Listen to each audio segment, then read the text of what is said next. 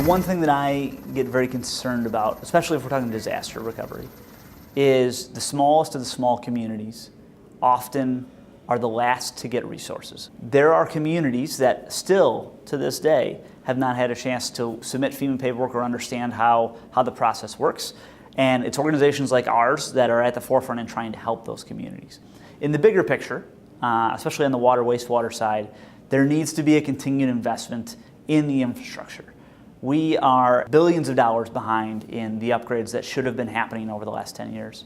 The average age of a water pipe in this country is 47 years old. There's a significant need for just basic maintenance, let alone new infrastructure that needs to happen.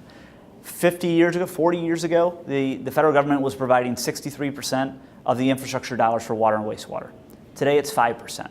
So there's a huge need for the private sector to be able to come in, but there's also still always going to be a very significant need for the federal government to come in and be able to offset some of the costs for the smallest, most needy communities across the country. And so the continued investment is incredibly, incredibly important to these communities, but it also needs to be coupled with technical assistance that allows for these communities to actually access the funding.